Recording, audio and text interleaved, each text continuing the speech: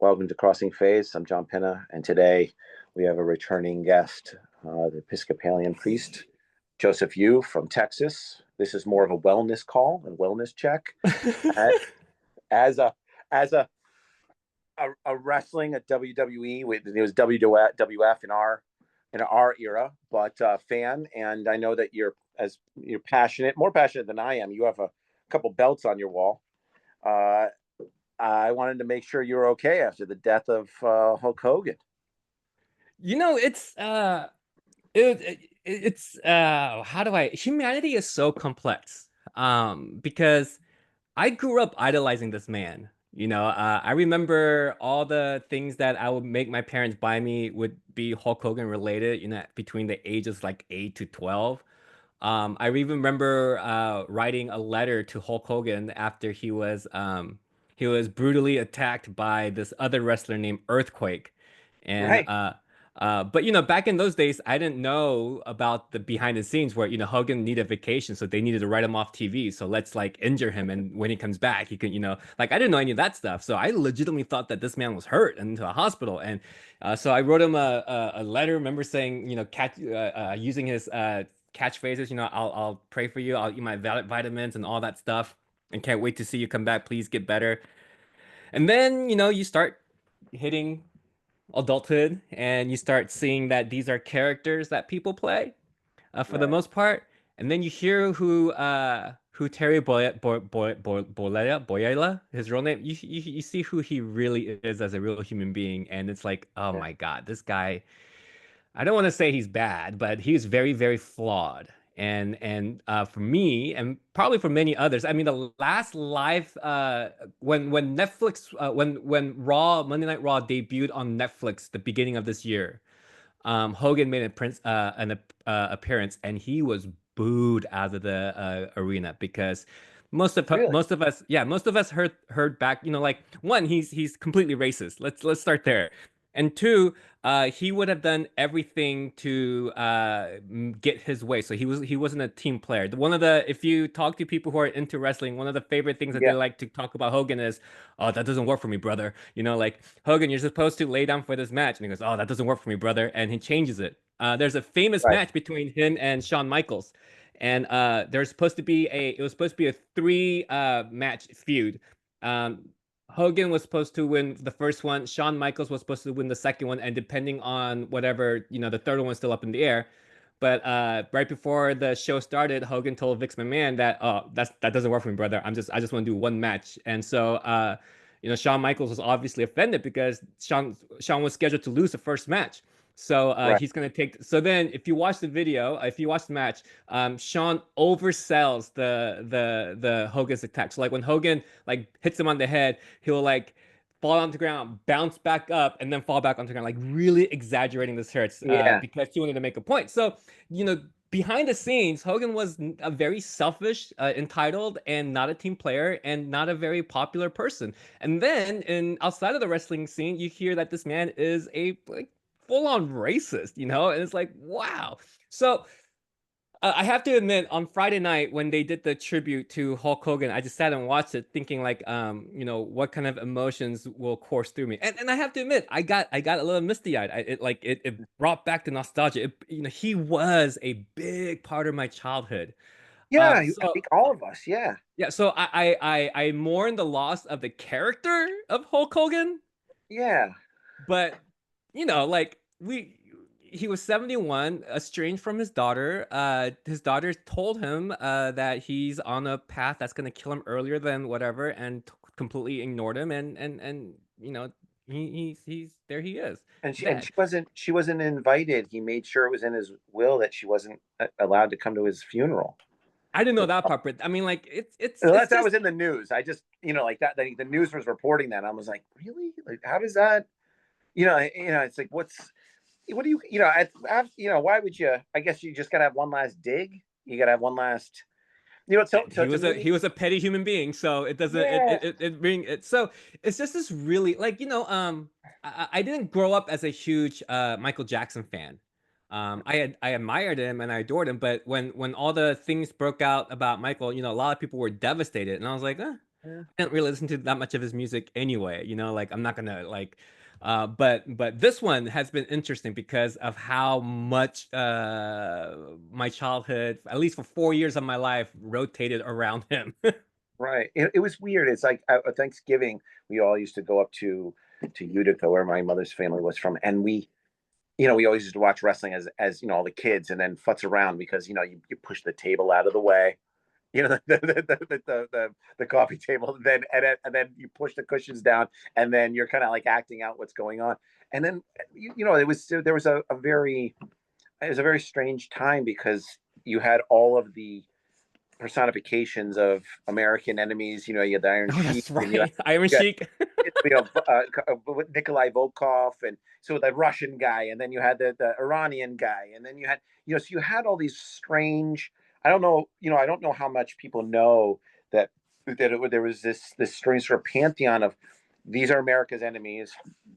Hulk Hogan is The great and American hero. American hero, fight for the rights of every man. That was a song, that was there. And then you had like these other cool guys like the Steamboat, and then Macho Man, and you had all these, and then you had all these sort of heels floating around. You had Roddy Piper, who was just like the epitome of like like the bad guy, right? And so, and it changed because I never like when as I got older, I just stopped watching wrestling, and then in Yeah. the '90s, late '90s, I was at the technical language school at Norwich University, and all the guys were watching like Monday Night Raw and like Goldberg, and so I spent like a summer just like getting a PhD in like that, like the WCW and the WWF, like fighting, and then Hulk Hogan came out with a beard, Yeah. the NWO. I was like, what is it? Like, what do you mean? And everybody was like, well, no, he's a bad guy now, and he's part of this thing. And I was like, I can't process that.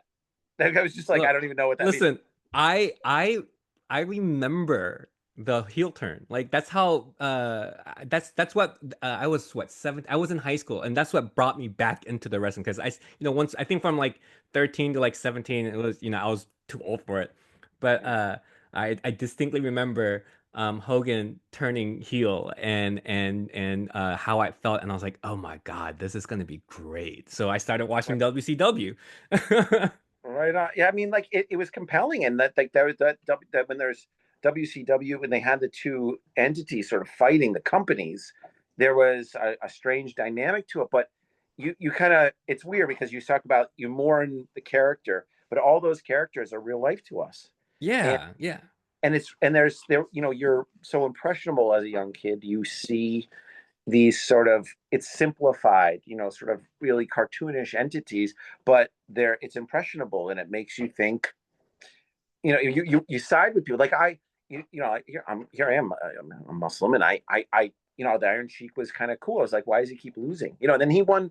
I think he won. There was this weird moment where he won the title from the Iron Sheik. I don't remember that he put him in the Yeah. hold, right? And then he stood up, and so and so you had this sort of thing where you kind of go in these different camps because of who you affiliate yourself with or who you can identify with, and it's right and wrong, it's good versus evil, but then it gets complicated as you get older, right? Like you were saying, you start to learn, well, God, these guys aren't that great. It's not just, that it's just not kids, because we see this with people who've been on TV for a long time playing one character. So like, the cast of Friends, they're always going to be like when we see Jennifer Aniston, I'm gonna think Rachel Green. I know she's done many things before after Friends, but Yeah. it's like and then you kind of like there's this weird assumption that who we see is what we get, right? So Yeah. like and this is kind of shifting topics, but this is like even more prevalent in K-pop because the K-pop idols they have to first present themselves as available. So when there's a Right. dating rumor, it's a scandal and it could derail these idols' lives. So Right. like you see this there was this one big boy band, probably one of the biggest in Korea history before BTS, and they're called Big Bang, and five guys, darlings of the media. One of their members is known as the king of K-pop. Turns out the fifth youngest member ran a prostitution ring. and got caught, and you're like, oh my God, what? And you see Yeah, him on TV, and he seems very approachable. He's the funny one in the group. He's very yeah, sociable, and then you see that, and you're like, holy crap, where did that come from? And it's like, we don't know these people at all. We see right. them an hour, 2 hours, 3 hours a week, and Yeah, and and but what they put out there is not who they are. yeah. It's So weird. it's really hard to figure out what's the real person, and what's the character that they're playing. Yeah, well, I think it's like, yeah, what's like, I'm not a K-pop guy, so I'm so I'm a little J-pop, so I like perfume and baby metal. So sorry, that's why I can't. But I don't want to insult you, embarrass myself, but because I can't really wade into the K-pop. But and I don't try to do the math on any of that stuff. But it's difficult when something's part of your life for such a duration, and you're caught up in the character a little bit, like I had an emotional response, like the Mandalorian, when that last episode, when the X-wing came in, and this sort of Jedi comes out, and he starts fighting everybody, and then he starts coming around the corner, and you see the black hand, and I go, is that Luke? And then he starts killing all those I don't know, those robots, big robots. And I'm not a Star Wars guy, I'm a Dune guy, so it's like so anyways, but the point is that I grew up with Star Wars, the original Star Wars series, and then I saw it, and I had this strange emotional response when I was like leaned in, and I go, oh my God, I think that's Luke. And and it turns out to be him. But there was, because there's something, like I said, emotional, and there's something tied to that character of good versus evil, which is and then on top of that, it's locked away somewhere inside of you, and you don't know it's there. Just like you're saying, you knew Hulk Hogan was, not good in his real life, this, that, whatever it is, but then you do the sort of remembrance, like me, and you feel something, right? Like one of the funniest moments of wrestling was when he was pretending to be like a different character. Do you remember he was trying to be like, he had a mask on, Oh, and that's how he debuted. He debuted with a mask on. right, but he was trying to convince Vince McMahon he wasn't Hulk Hogan, but he had the beard coming out. Do you know what I'm talking about? I And it do, was I do. it was like this weird comedic thing. And so like there's like all these value. There's such value in the emotions felt, and the ability of I'm just gonna say the showman, to be able to, for him to be able to do that. And I saw. Did you see McMahon, the Netflix series? I only got to episode 2, and Oh, then I did you? stopped. Oh, well, you couldn't. Was Oh, it? life just got busy. Oh, And okay. my I wasn't sure. So you were like, I'm a McMahon fan, and Oh anybody no, who's against McMahon, no. okay, just watch it. Watching WWE for a while was really tough because I was like, I'm giving this man money, but I can't stop.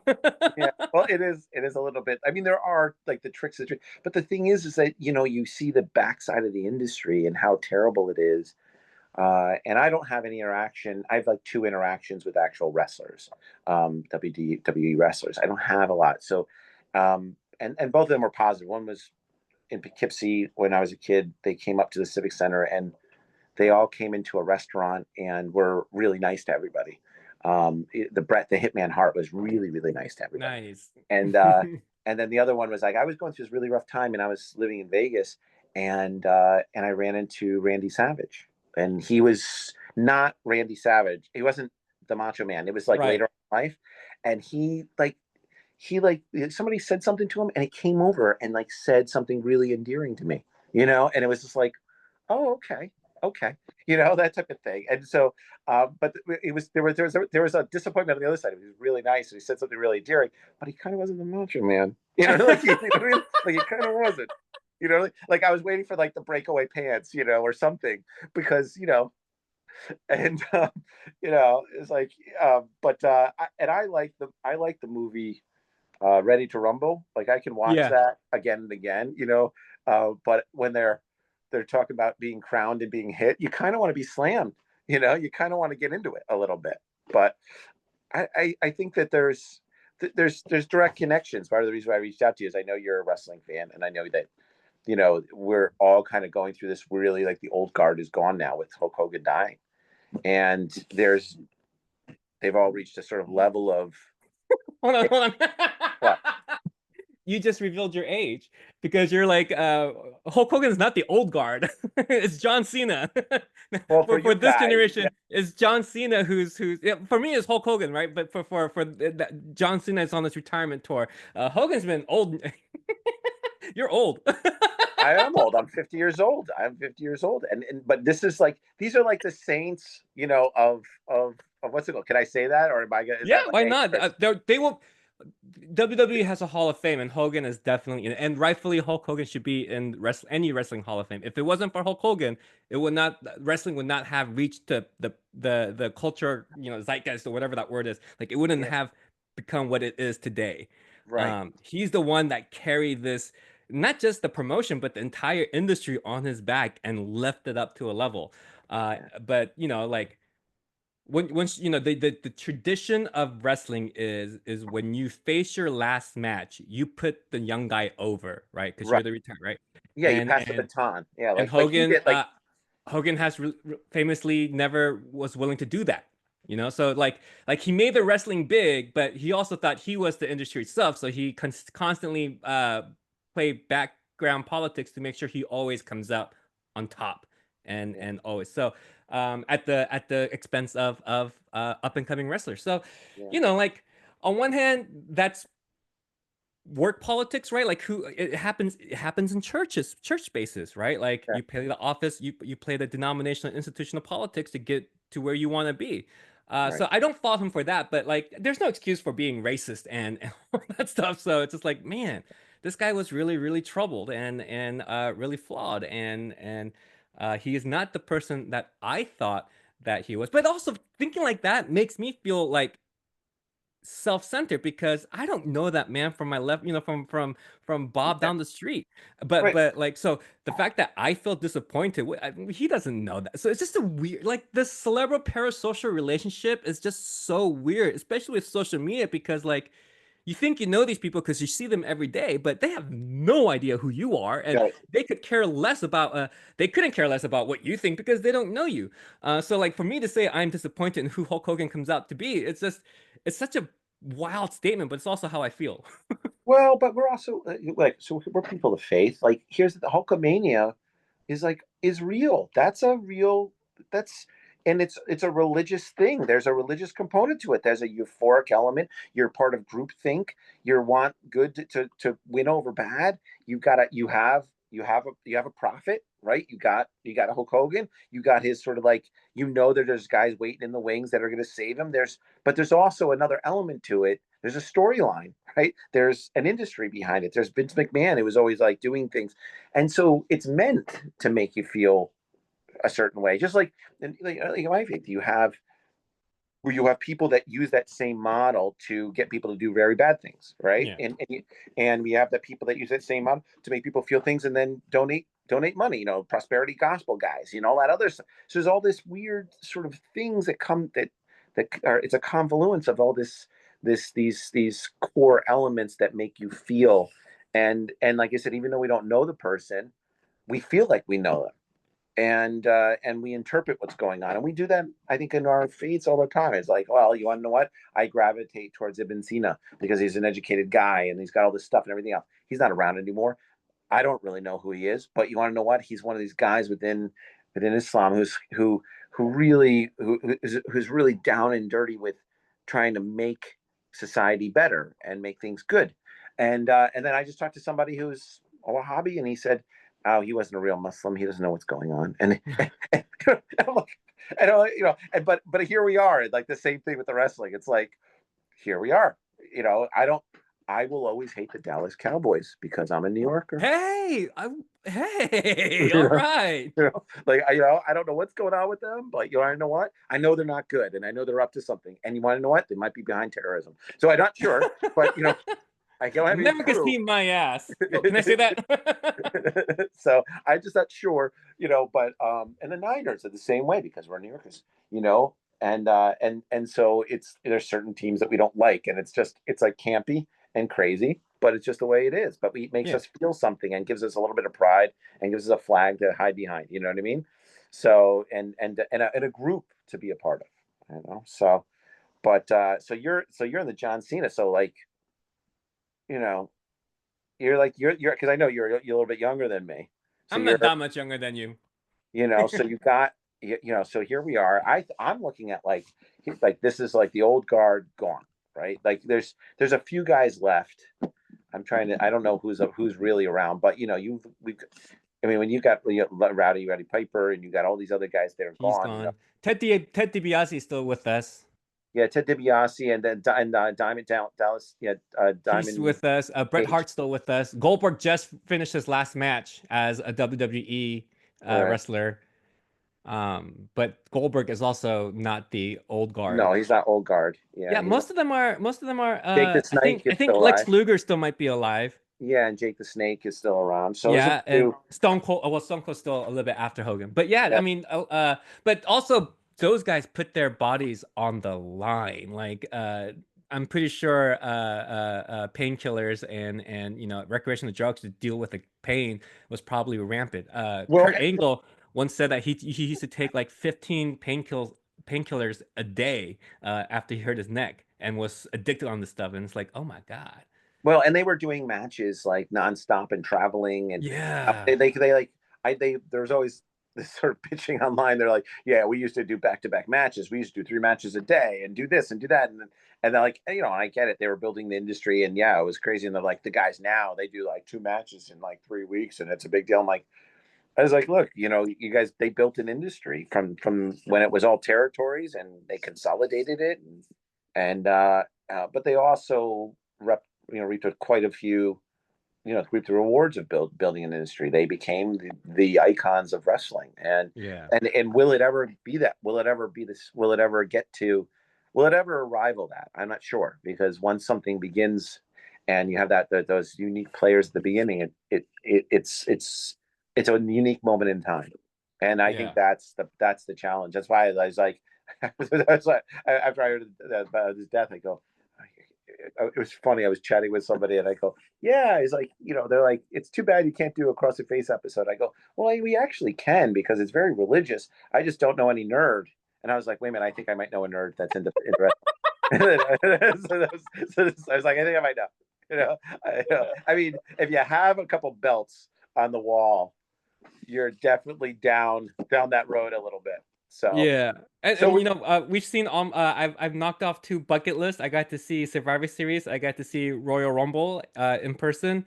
The next bucket list is WrestleMania, and maybe one day I'll get to it, but I'm probably not, because once the Rock's company took over WWE, ticket prices have gone like triple than from before. really, yeah, okay, so you can't. Well, maybe you can get in on. Maybe be the chat. Why don't you put your application in for the? Is there? I don't even know. Is there a WWE chaplain? You know. That would be hilarious. I probably wouldn't get paid. Well, but you might get free tickets. You know. Or here's the thing: you put on your collar, you get yourself a mask, and you can come in as a character. You can be redemption. You know. I'm too old and I'm too old and out of shape to be in the ring. I'm just saying. That would be. I'm sure that the Christian community would love a wrestler, with a cross on his chest, No, and hey, dude. A friend in New York keeps sending me this. I don't know exactly where in New York. It must be in the city, because he said he could visit it or whatever. But there's a church up in the Northeast that does wrestling church. Like there's a wrestling match and then a sermon and all that stuff. Like it's a whole thing. I was like, what? So Christians would try anything to get people. listen, well, there's like those muscle guys. I saw one of those shows once where they were like something, and they tore phone books in half, and they did all kinds of stuff, and I was like, these guys are just really strong, and they're like, no, they've got the spirit, the Holy Spirit in them, and I was like, are you sure? Like, because they're really strong. You know what I mean? Like, if What I happens if we broke a cut their hair? Would they still have the power if they cut their hair? Well, that's the thing. Yeah, so we Samson it up. I was like, if I break a phone book or I'm mind bending metal, then I think I have. Then you could say that it's Holy Spirit. But this guy's like beef, you know. Like, I don't know, you know. So I just But it'd be more impressive if he was a little bit out of shape and less muscular. yeah, But this yeah, guy's a bodybuilder. yeah. So I'm not sure, but okay, I'm a religious dream guy, so I'm like, okay, no problem. But yeah, no. So I mean, like, so you think, when it comes to the emotional feeling, like the euphoric element and all this other stuff, you think we're, do you, it is. You've been to, you said you've been to a couple. What are the big matches you've been to? You've been to. We went. I went to see my son and I got to see Survivor Series and Royal Rumble. Was any of them like euphoric? Oh my God, yes. I mean, Yeah, like, the Royal Rumble that happened in Houston was right before the pandemic, and this wrestler that was really famous in the early 2000s, Edge, Adam Copeland, he made his return for the first time in like 10 years on that night. So when his music hit, like the whole, like you could feel the excitement and energy, like just it was religious. It was some that's what. out of body experience. Like when people when the building when everyone inside the building has the same like reaction to it, Right. it's just this energy that is really really contagious, and there's no way you can sit down because the atmosphere, the aura of the room just hypes you up even more. So yeah, there's it's a very very powerful thing, both being in a group of people who like the same thing, and the nostalgic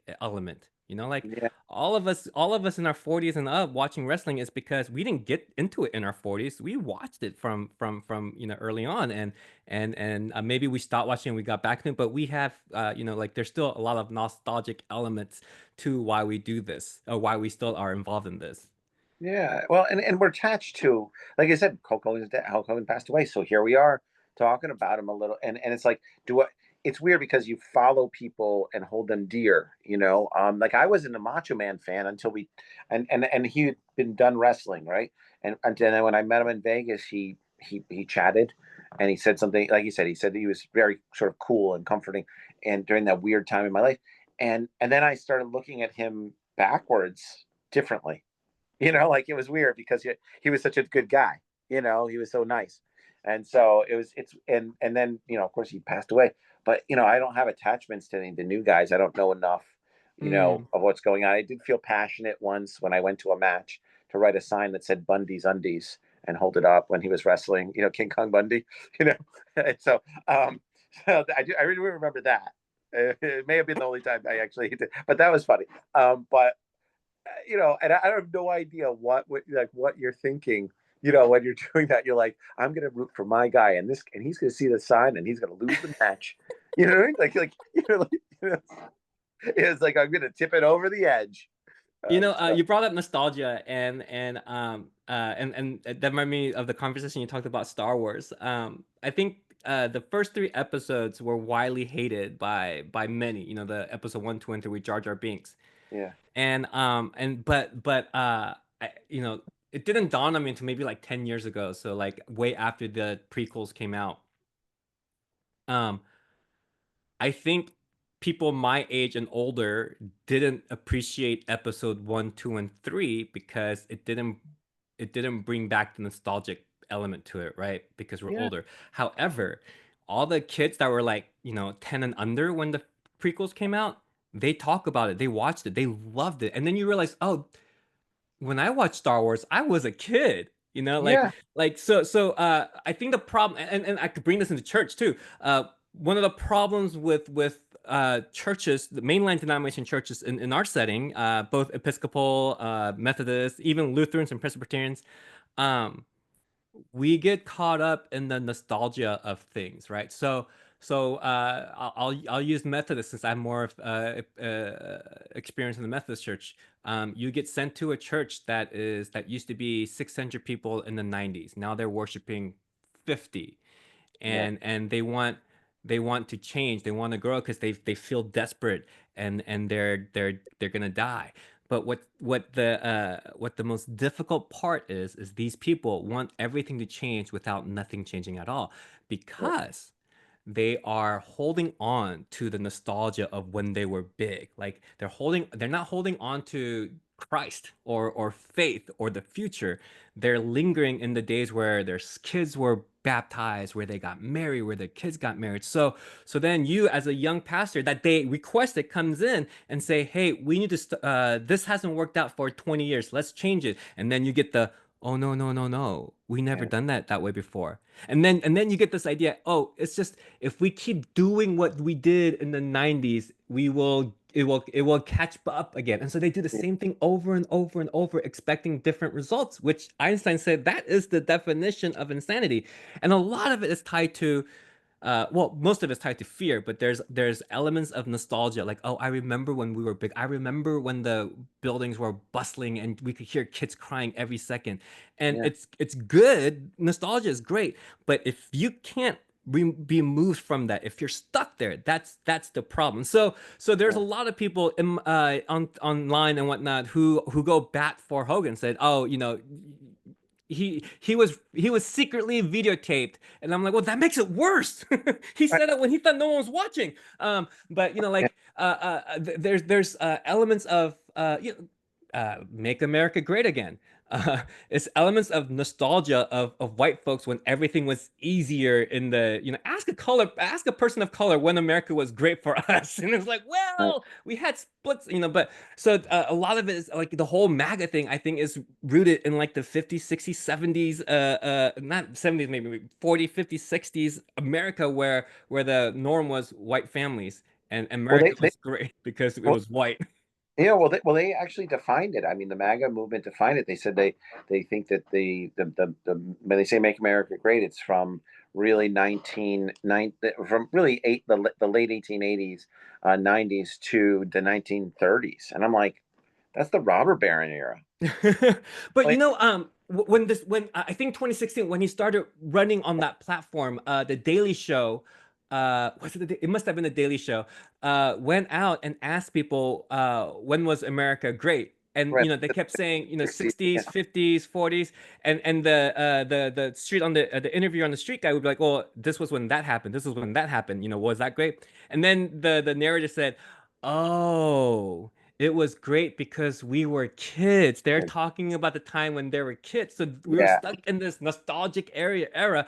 And again, nostalgia is great. It brings up good memories, but we have to acknowledge that that's the past, and lingering in nostalgia will keep us chained to ghosts that don't exist anymore. And you can't recreate the past. It doesn't No, work that you way. And can't. when you're a kid, things are simple. It's like we were talking about. It's good versus evil. We will have our heroes and heroines and all this other stuff. And the challenge is that it's very difficult to, then you obviously you build your life, and you have momentum, just like you're talking about Hulk Hogan. He had all this momentum all throughout his career, and he wouldn't let go. And as a Mm, result, what happened to him? It dwindled down, and now he's passed away. But he never really passed the baton, right, in the right direction, and the industry suffered, right? The yeah. next generation suffered, I uh, mean, he pretty much killed WCW. right? You could Yeah, point his to him. contract. Yeah, his contract No, was no, not just contract. They gave him 100% creative control. critical. Yeah, So he would harpoon the next generation, that you need new stars to come in to keep the thing going. So he buried Booker T. He buried for for you non-wrestling people, buried is keeping them from becoming bigger. So yeah, he buried a lot of young talent because he wanted to win, and in doing so, uh, like, American TV watchers don't like losers. They like underdogs, but they don't right. like when the underdogs keep losing and then end up becoming Yeah. losers. So after a while, you want to cheer for these young and upcoming guys because they're written to be underdogs, and they keep losing to Hogan, and you're like, well, why am I rooting for him? So you get buried essentially that way. Yeah. And because there was no people to you had the A tier team. You need a good. It's like any basketball, any sports team. You need to have a good bench. You can't just rely Yeah. on the starters.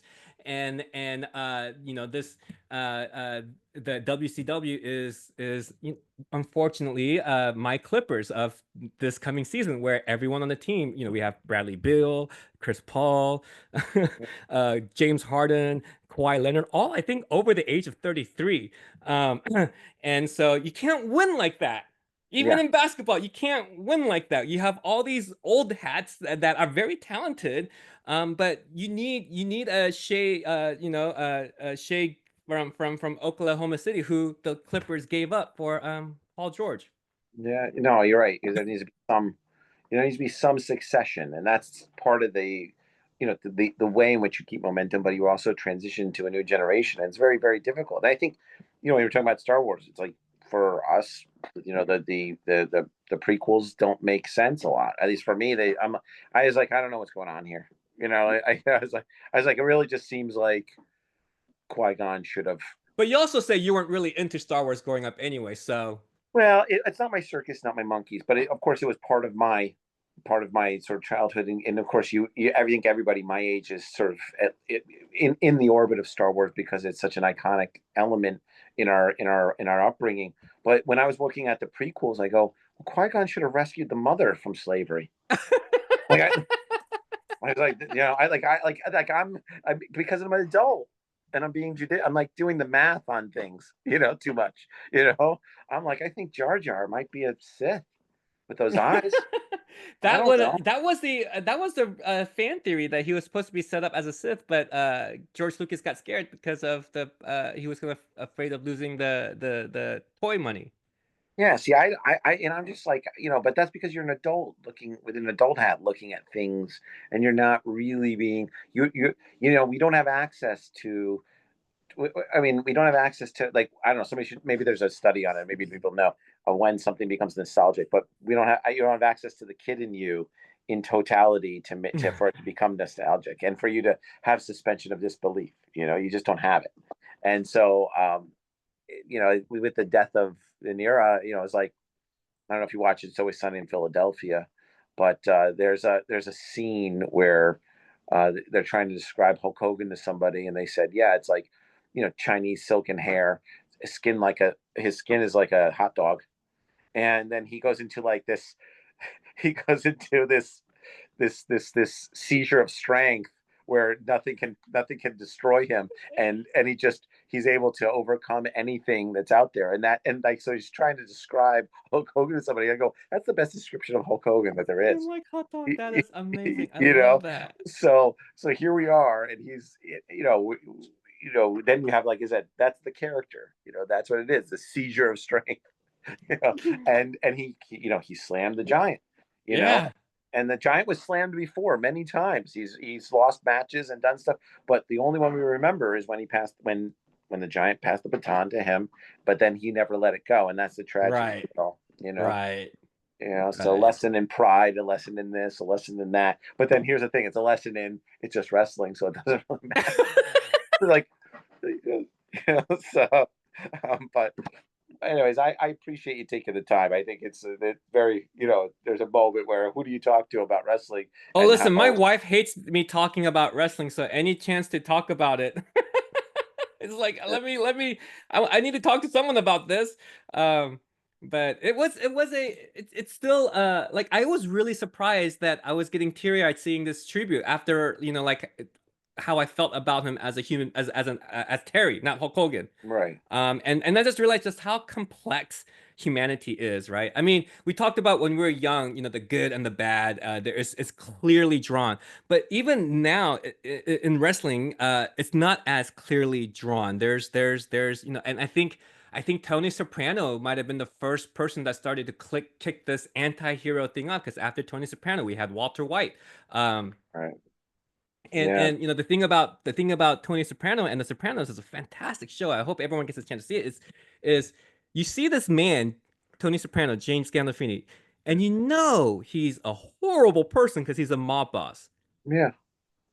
But you can't help but to root for him, because you see the complexity of running a mob and being a family man, and trying to do right by his people. Might not be right according to morals, and just this conflict. And then with the another famous anti-hero, Walter White, you see him literally Breaking Bad, and he's doing horrible stuff, But you kind of but root for him.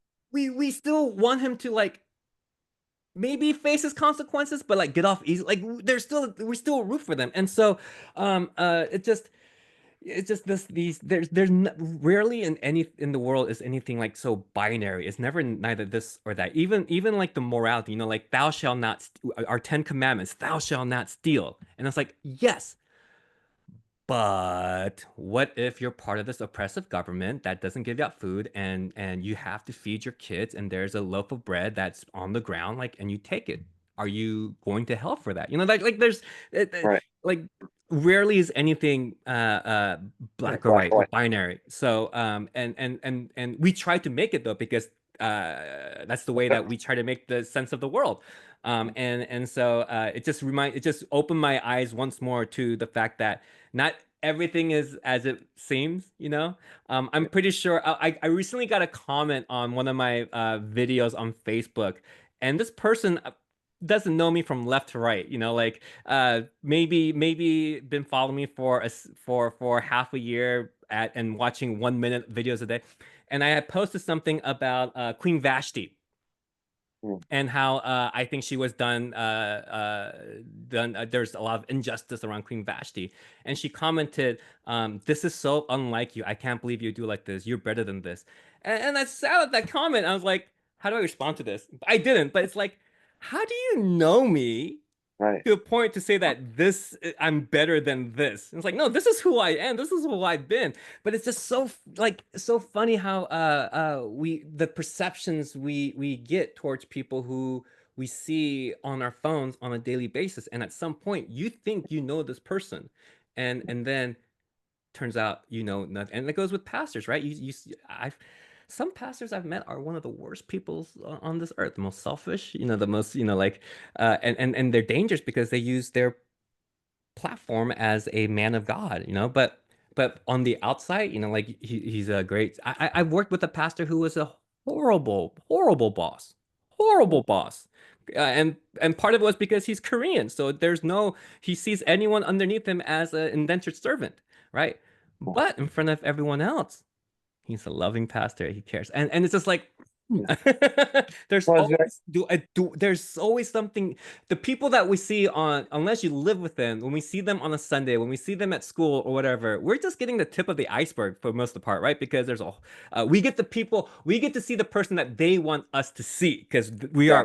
we are performing, right? And so it's just humanity is complex, emotions are complex, and I was really surprised of how sad this part of my letting go of this part of my childhood was. And then I didn't think it'd be. And my wife is watching me. She's like, "Are you gonna cry?"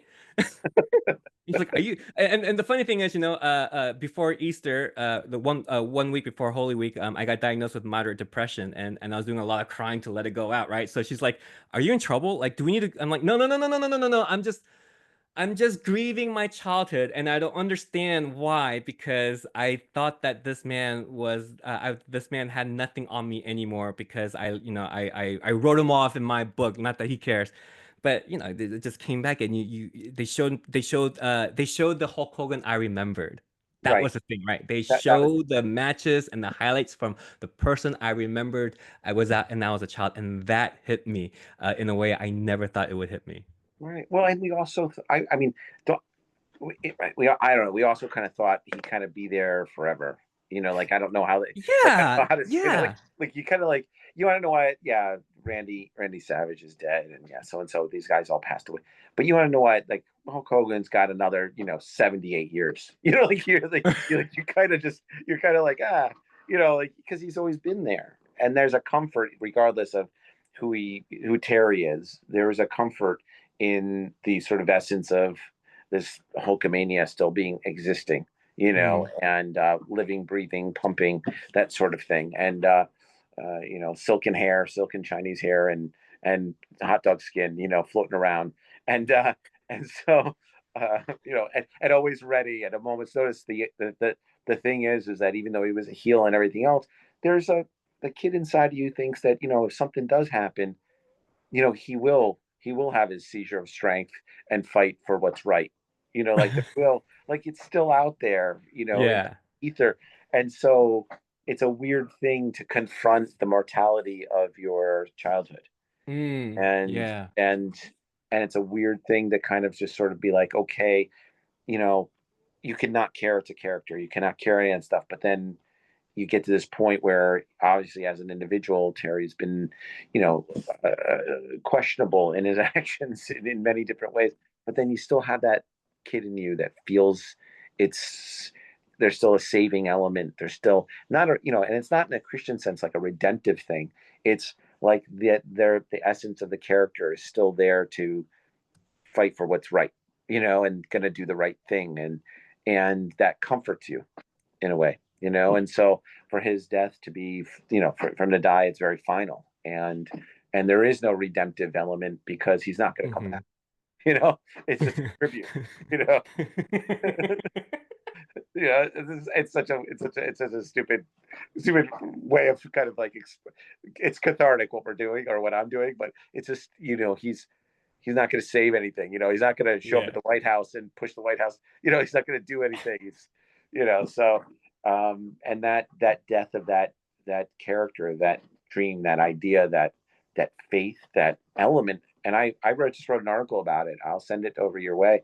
It's just weird because, he was real American fighting for the rights of every man. That slogan is in my head. Hmm. It Hmm. lives rent free, and so how much of it is spidered into my human rights work or the things I do and how I look at things. I couldn't tell you, but I'm not wearing yellow and red boxers underneath these, ready to with breakaway pants, to do something because that's not who I am.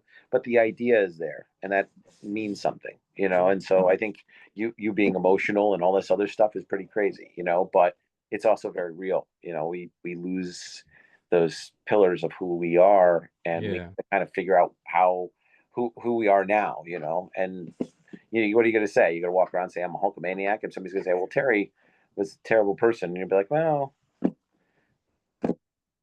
he still can fight Yeah. the rights right. He still was that, but then where does it leave you when you're trying to like process everything? But like I said, I think the WWE needs a chaplain.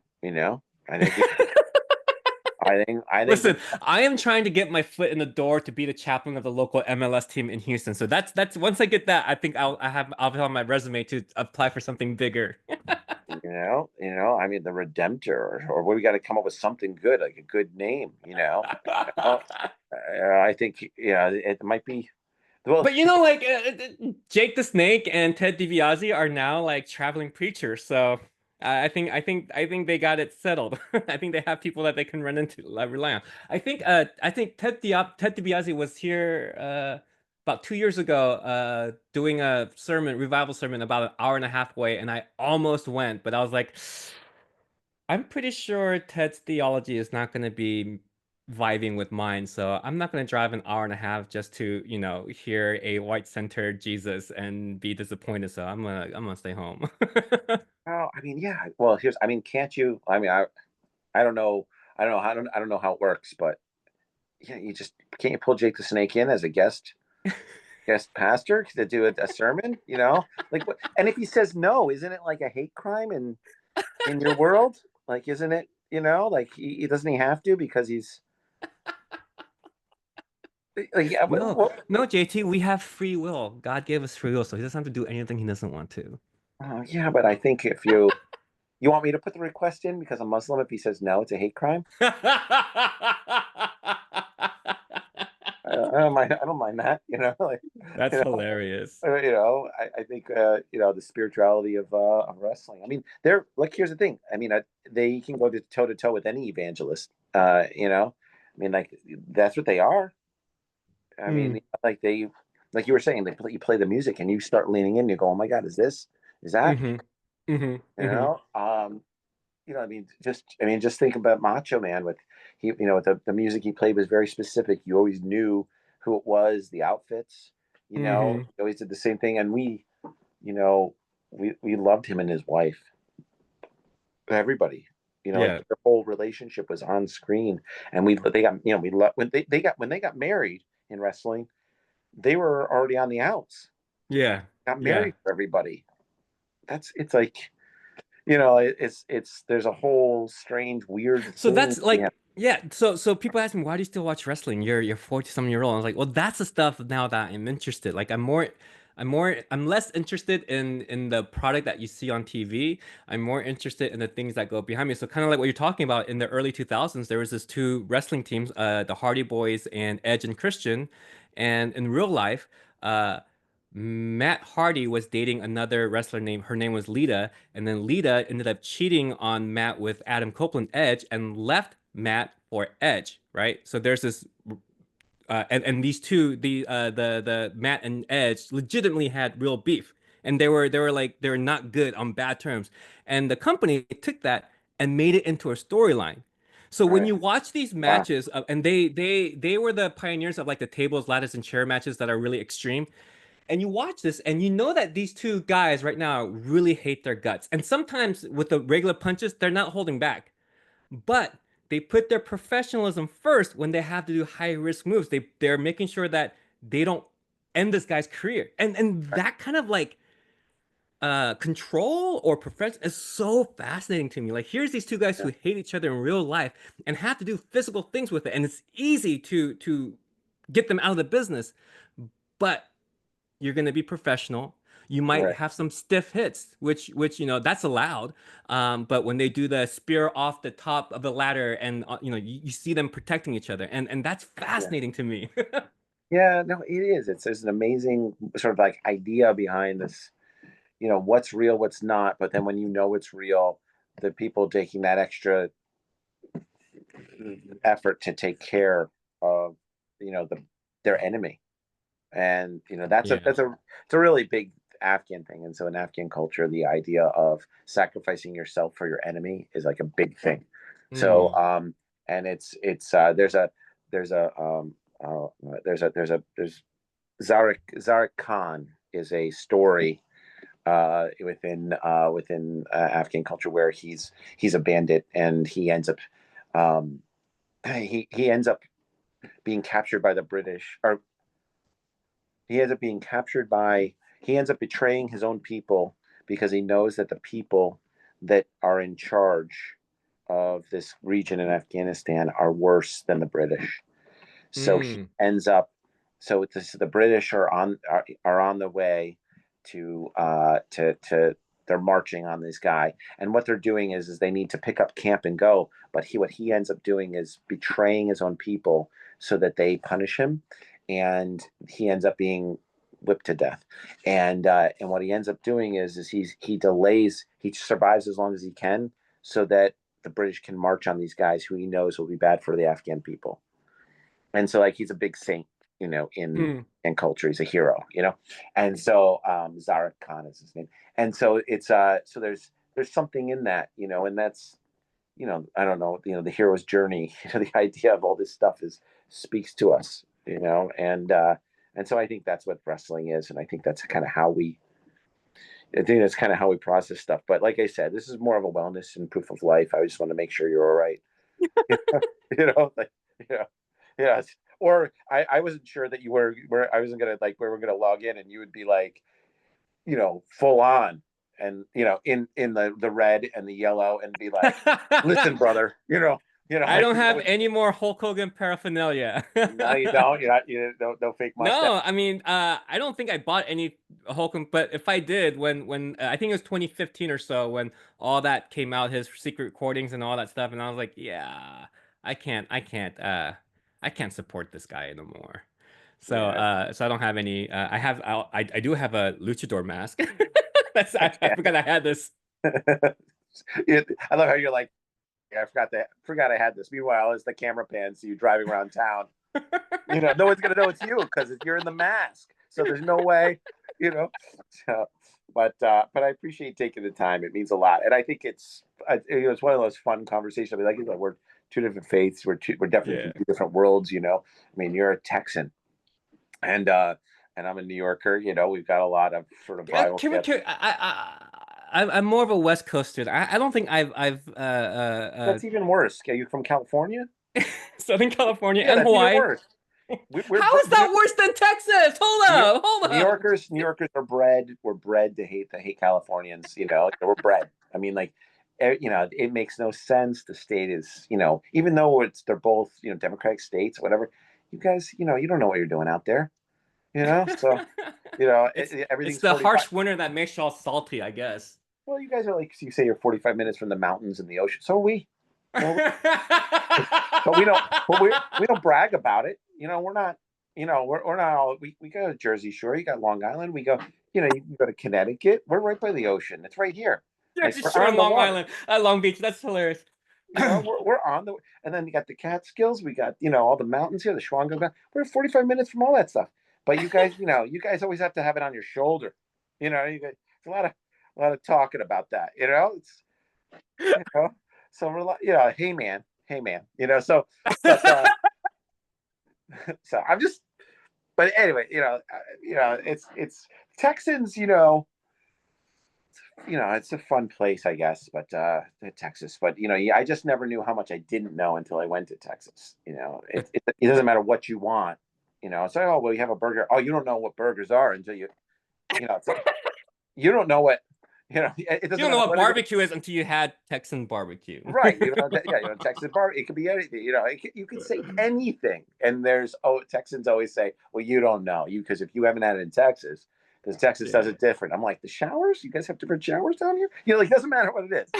So, but it's a funny place. But like I said, it means a lot for you to take the time. And I think it's like I said, we come from two different worlds, but this is definitely something that the feelings, the emotions, the things all in common. And here's the thing, regardless of all the terrible things Terry did, we still have a case of the feels.